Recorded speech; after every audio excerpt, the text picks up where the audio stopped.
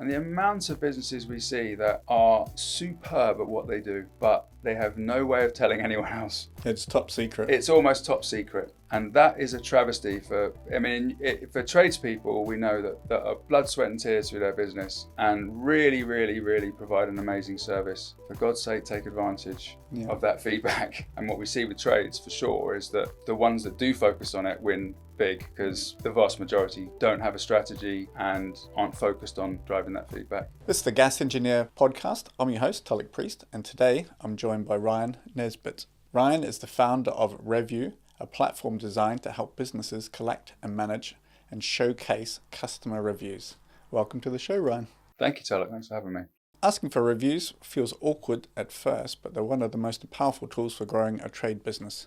We'll talk to Ryan about the right ways to ask for feedback, how to handle negative comments, and how reviews can directly help engineers like you find online and secure more jobs. As always, if you enjoy these conversations, please like and subscribe to the podcast. How do you kind of ask, or how do you do it in a systemized way? Because, if you're a sole trader, you're juggling a lot of stuff. You are. And how do you find the time for this kind of thing? So our clients often don't have to, and that's one of the reasons why they will use us. We have a suite of tools, shall we say, available to us that will manipulate or tweak for that business. So we look at the sector they're in your case, the trades, and we will advise on particular tools. And that might be, we plug into their CRM. So when a particular stage of the job is completed, so it might be, let's say let's say they're using HubSpot or whatever it might be.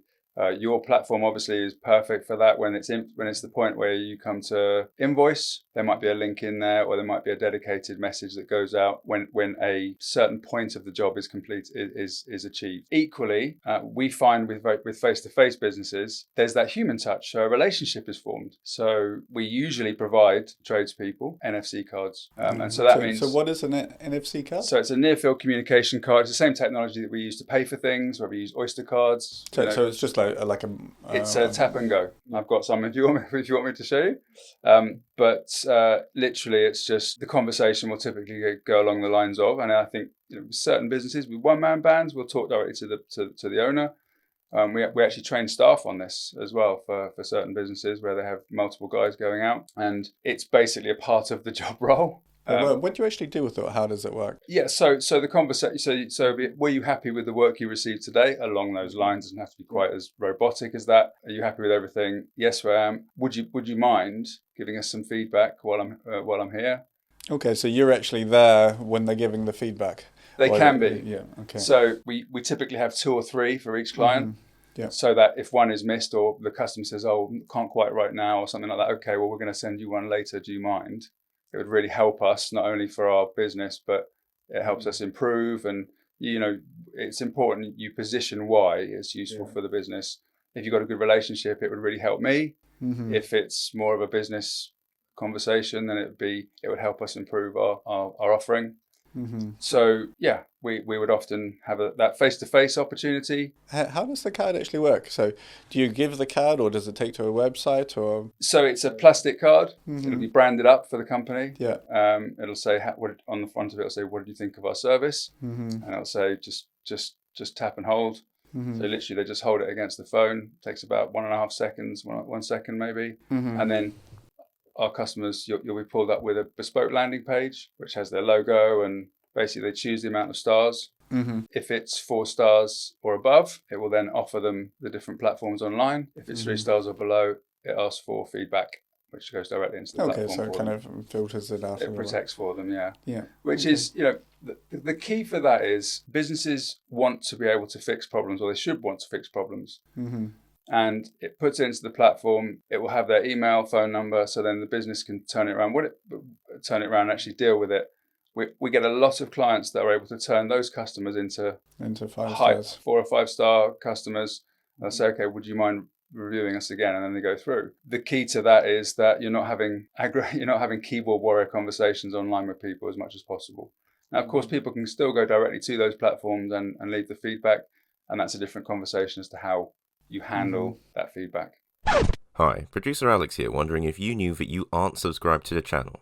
More specifically, 93% of you are not subscribed, and we really appreciate you tuning in right now, but you're missing out on even more interesting content.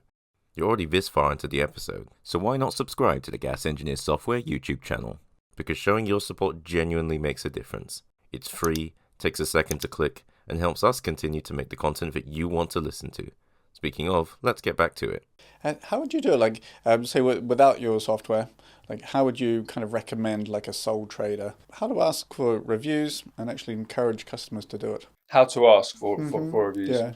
I mean, you can prepare customers in advance. Would you be willing to give us some feedback if you like the work we do when you're having the conversation with them? Sometimes it's a case of navigating how the relationship is going with that particular client, but it's really just getting comfortable with it. I think if it's like a sort of nervous end of the job, Yeah. it's got a strange feeling. You know, if you're able to talk about the importance of getting customer feedback and why it's valuable to you as a business, I think reasonable customers will appreciate it. Yeah. If you just sort of shoehorn it in at the end, I think that's harder. But for example, I've got a couple of trades who are very, very good, and when they're talking to the customers, they talk about how they're trying to improve all the time and how they value the customer feedback and the relationship, and they use various tools to help them with that.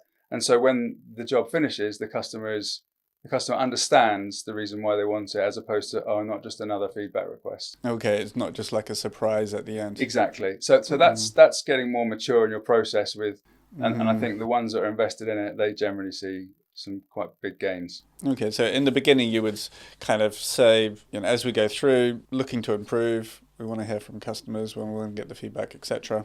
Kind of set the groundwork, and then in the end you actually say, give us a review. And what's wonderful about that is one of the net results of it is we've got a very popular franchise that use us, and they have KPIs around it, and they have incentives for the guys that get the most feedback in a particular quarter. And what they noticed was just levels of customer satisfaction going up, because when the guys are out in the field and they know they want something positive from the customer, their whole approach changes going into the job. Okay. So rather than sort of, if they're having a bad day, being a bit grumpy, hi, I'm here to do X, they walk in with a smile on their face.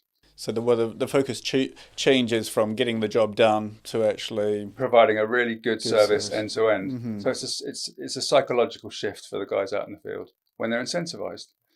So that's a very interesting part of it, and it's been a nice byproduct of it. Yeah, because the other challenge is you can say do all of that, but then there's a kind of, the customers mean well, but then they just don't quite get around to doing the review.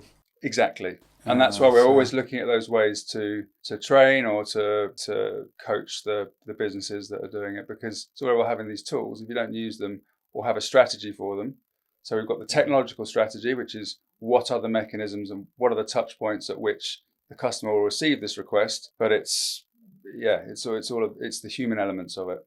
Yeah. How many kind of reviews do you actually need? As in, I would imagine there's a diminishing return. Like if you've got like 1,000 reviews and you get 2 more reviews, it's probably not worth as much as getting you've got 3 reviews and you get 2. So it very much varies by sector, but on Google, for example, on the first page, when you put in gas engineer, London. We're probably something smaller. Something smaller. Maidenhead. I don't know. Right. Yeah. So if you put that in, you get a couple of sponsored links at the top. Then you get actual Google ads, and then underneath that is what we call the map pack, which is typically 3. And there's a number of reasons why Google will show you those businesses, but those are free.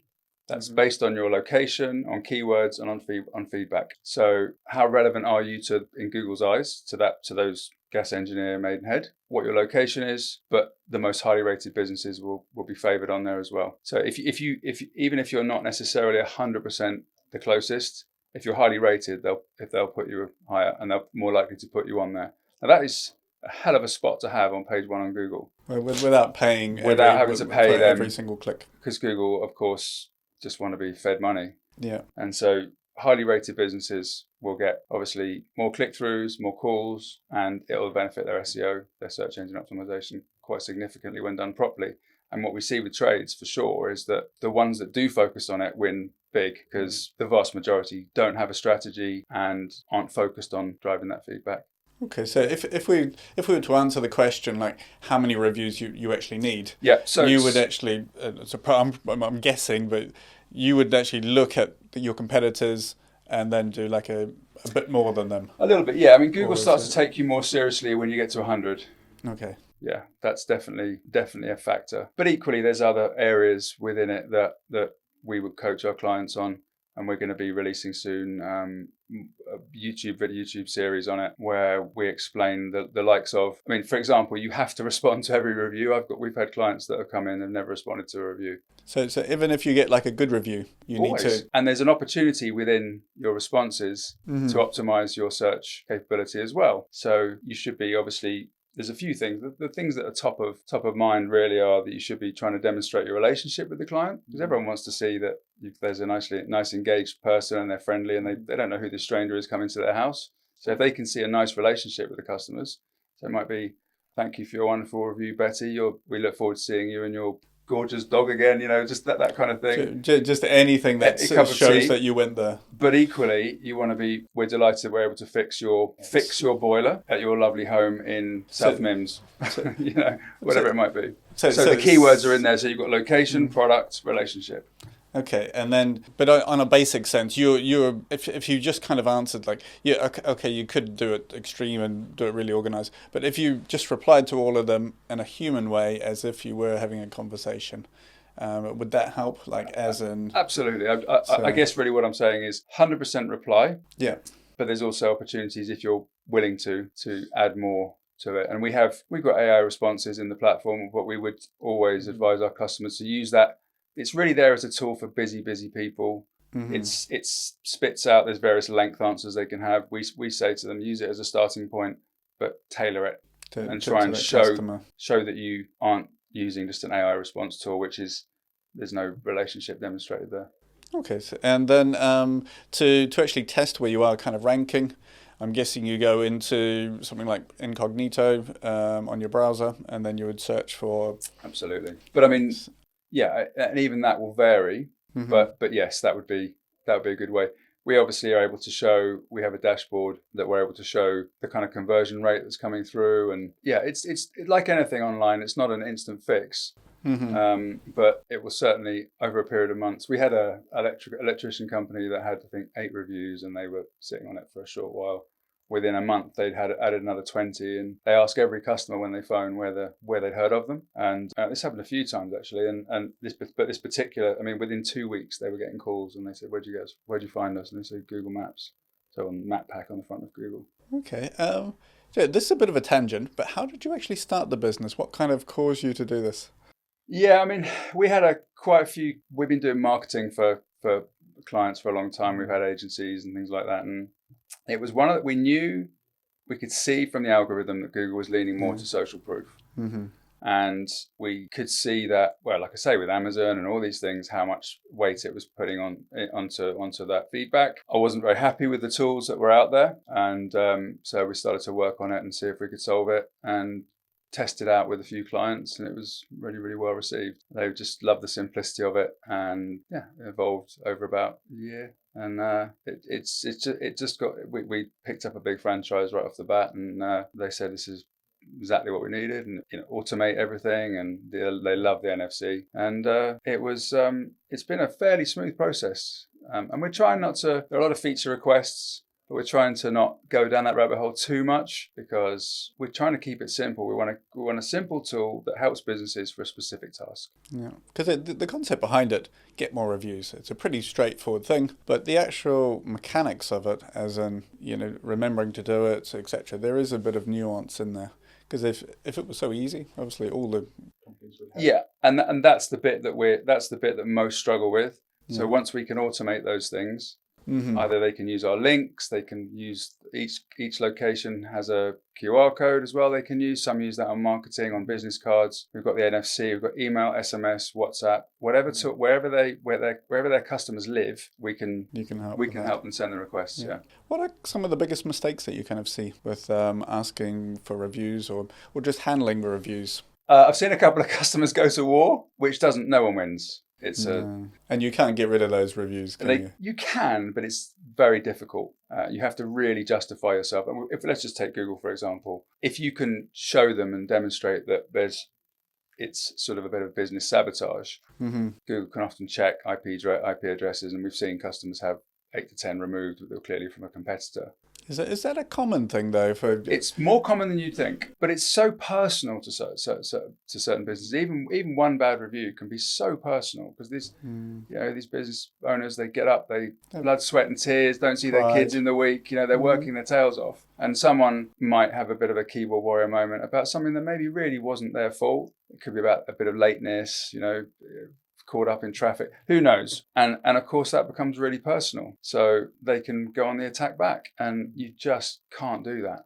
It's just, you can, but it's not advised. How should you handle those kind of reviews? Yeah, so the first thing is to obviously fully understand what happened and make sure you don't rush to your response. Make sure you have a full understanding of what happened. And if you're able to articulately explain the process and what had happened, equally, but do it in a professional manner. So it could be that, with the greatest of respect, we've checked this job. We either don't know who you are, or this was the circumstance that happened. And equally, if you've done wrong, hold your hands up and say, we regret this situation. Would you actually call the customer prior, if it was a real customer, to responding to the review? Absolutely. I mean, I personally would. Some won't, and they'll just, whether they don't have the relationship with them or the customer won't speak to them. But don't forget, it is of course sort of resolving the matter with the customer, but this is about marketing now. This is more about what the public are going to see. So the kind of the optics of this is like the political side of it, really. That you have to, when people read this, we have customers that are absolutely adamant they can't have any bad reviews. How do we get rid of this? And actually, you really demonstrate what you're about as a business and or a person in how you respond to difficult feedback. So that's the mindset to have when you're thinking about it. When you're how are other people going to view this conversation? So when you're writing it, you're not actually writing it for that customer. You're writing it for a bit of both. I think. I think kind of a mixture. You've certainly got to appease the customer. Yeah. But you equally got to bear in mind that people are going to read this. So what impression are they going to have of you when they read that?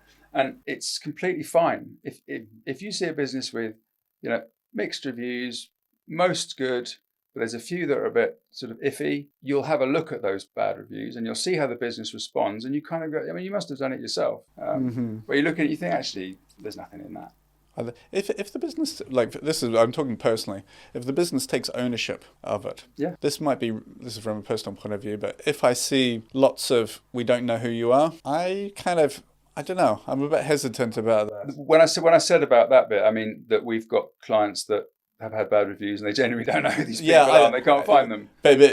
So they call it out. But they do call it out, but it's a really difficult thing. Well, but they will specifically say, we've checked all our databases. We have no record of you as a customer. We've had that quite a lot, surprisingly a lot. Yeah, a lot. I don't know. They often pick the wrong business, or they, there's also. I struggle to understand how that happens. We would love to speak to you about this matter so we can get to the bottom of it. It's that kind of thing.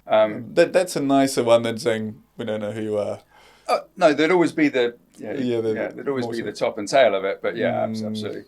But equally, if they do hold their hands up, like you say, and just say, we would love to resolve this matter at the earliest opportunity. This is not, and then reinforce the values of the business. We strive to provide an exceptional level of service. We certainly don't want any unhappy customers. We'd love to solve the problem. And that, I think, when you sort of see those responses, it's understandable. Like if there was some context saying we were late because of an emergency plumbing job just prior to you, or there was an overrun. We did notify you. It's that kind of thing. Yeah, we let you know.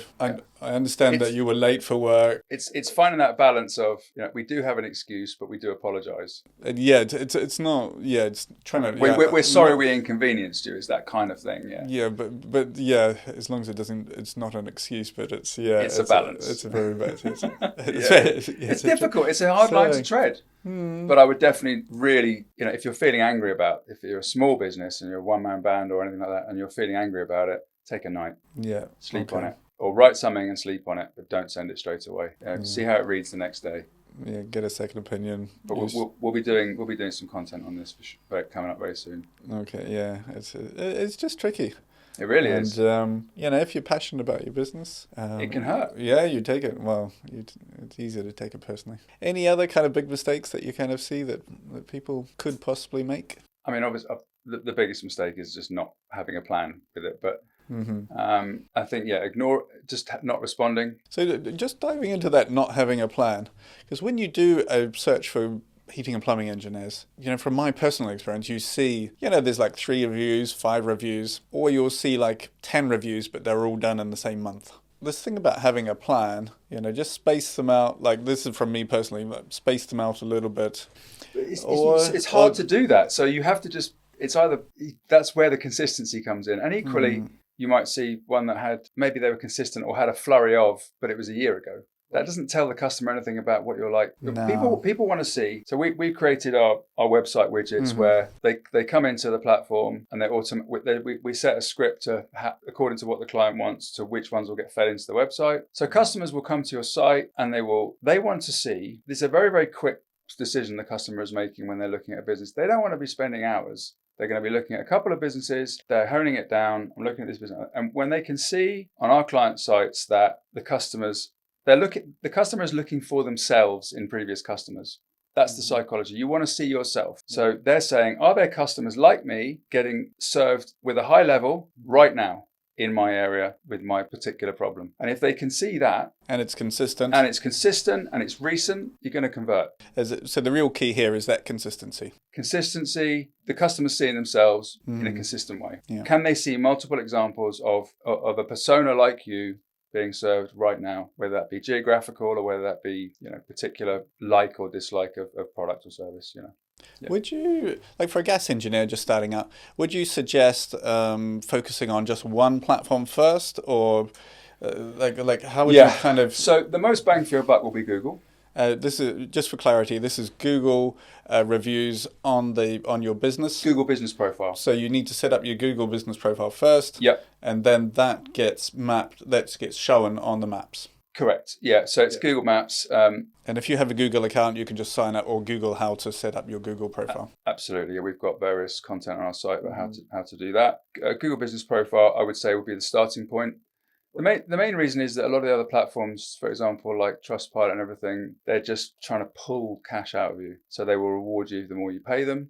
Google have no incentive other. They want the content. They want to be the first port of call for customer interactions. How does Trustpilot work? So it's a or similar to it. It's similar to Google. It's a closed environment where they only want your feedback for your business coming into their platform. Then they'll feed it out into different places they become the keeper of all your customer feedback.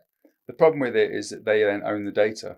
It is yours, but it's theirs. If they decide to switch it off, that's their choice. But you have a similar challenge with Google, don't you? But I guess they're less financially incentivized. They can suspend accounts, but you can get them unsuspended quite easily, providing you haven't done anything nefarious. They want lots of feedback on their platform, but they want it to be the most optimized place for your customer feedback, and they aren't looking to be financially rewarded for it.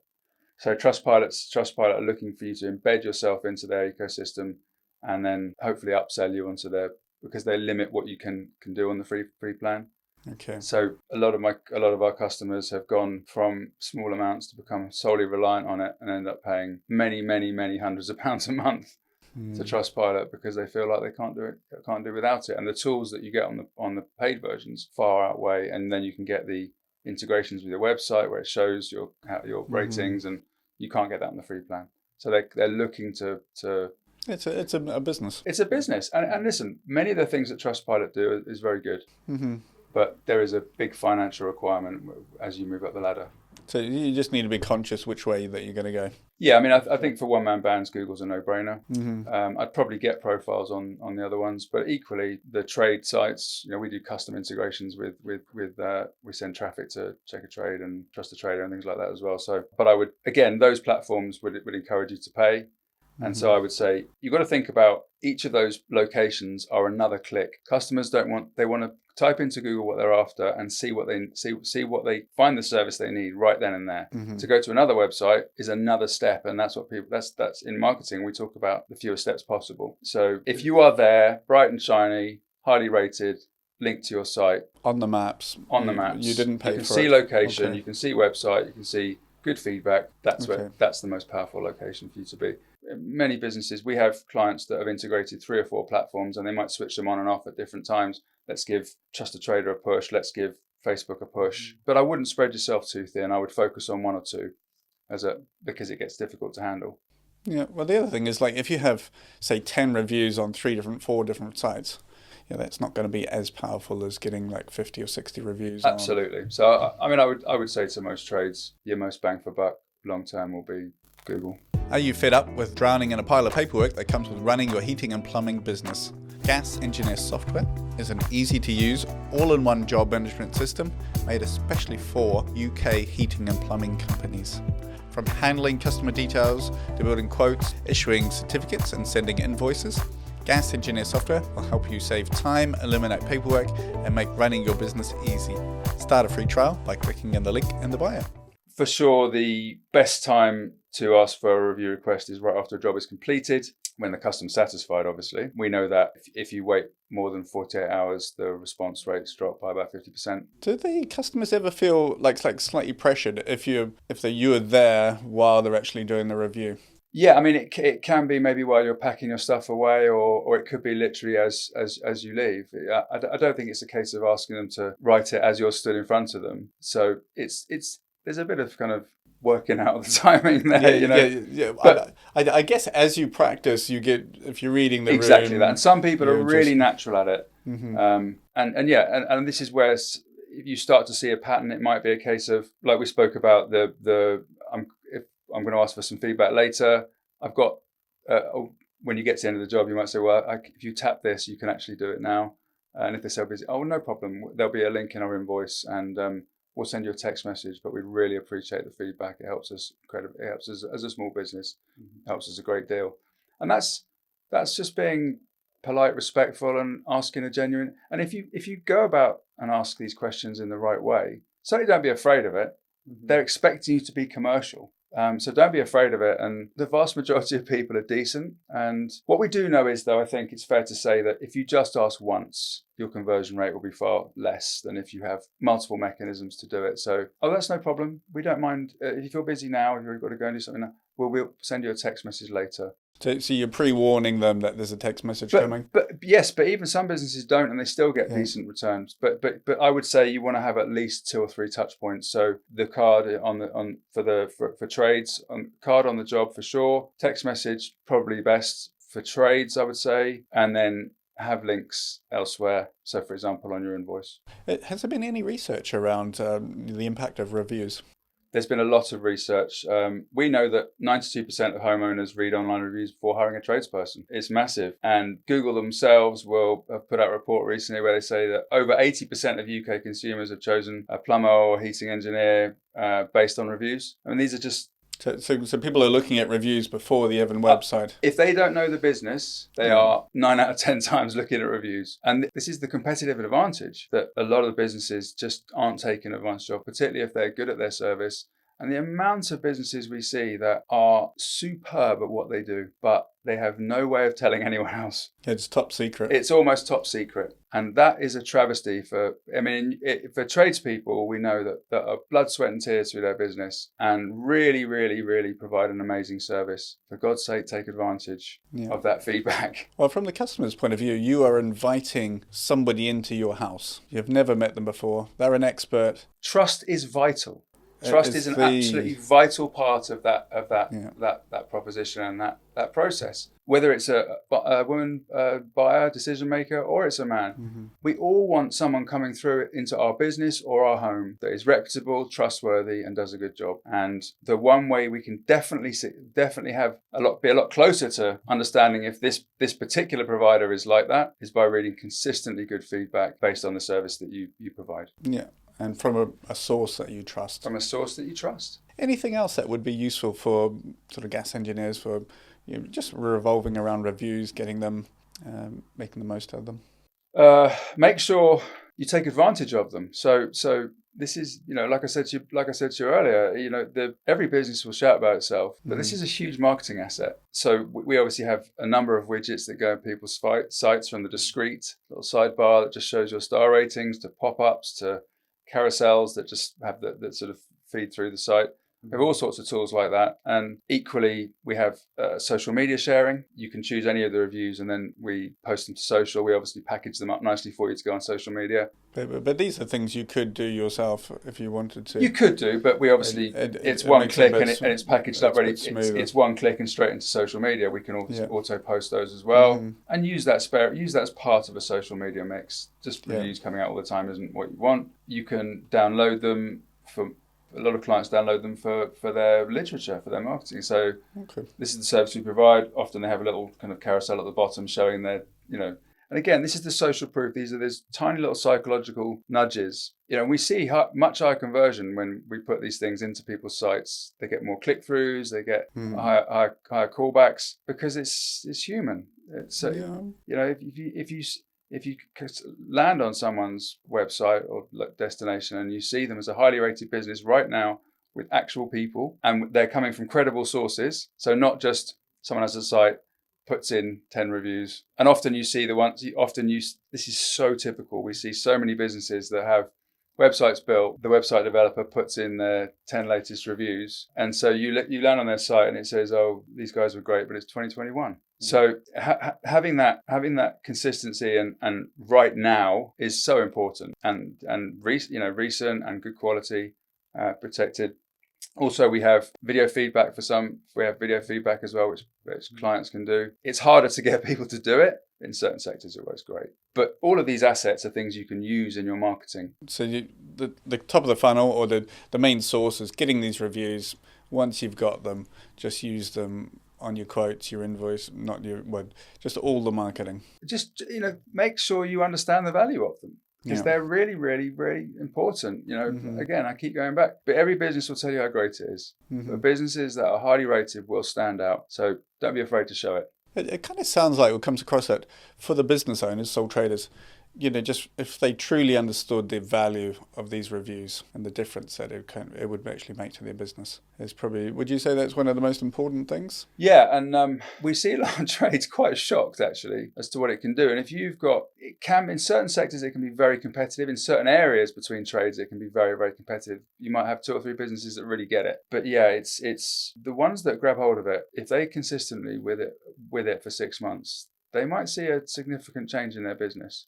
From personal experience, where I live, when you look at the reviews for gas engineers, you see maybe 5, 7 reviews. 12 reviews would be really high. Right. So it's not, I don't think the bar is that high. And this is, we see this in a lot of sectors. Some areas, some areas we'll see, we've got 2 or 3 businesses here that switched onto it. But if you have a good mechanism, you're doing, what's a typical amount of jobs that gas engineers would do in a day, let's say during the peak season, during the winter months? It depends. It depends what kind of work. If they're doing installs, obviously it's a lot less. Yeah. But if they're just doing, if we average it out to 2 or 3 a day? No, more than that. If you're doing gas certs or something, yes, you could do.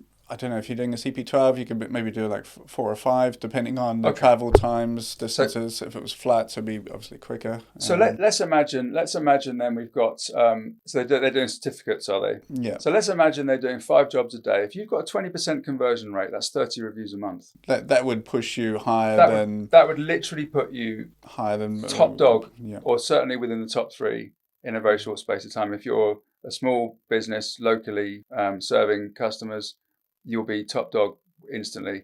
Your Google ranking will increase on MapPack, but your SEO will go through the roof as well, because it's basically Google's whole job is to serve businesses that it thinks its customers, who is us using Google, will appreciate. So it rewards businesses that are good quality, and one of those metrics is what their customers say. So all of these things, it will start to reward you. Not just that, if you ever want to do ads, if you're a highly rated business, your cost of your ads goes down. So there's all of these elements sort of in there. There's all these hidden reasons why you do it. But if you think about it in that way, the conversion rate, if you're doing a number of jobs a day and you have a process and a way of communicating customers that you can get comfortable with, things can turn around very, very quickly. You can go from a once a month rated business to multiples of 10 of that, and very, very quickly surpass your competitors quite drastically. But it's just having that process and having that mindset and having a system. Yeah, and obviously these reviews live forever. You need to actually carry on with them, but even if you got, say, two a week, that would just make a huge difference. It would. You're talking about over 100 a year. Mm-hmm. So it's it's powerful. Well, thank you very much for coming on the show, Ryan. You're most welcome. I really appreciate that, and thank you for your insights. Thank you.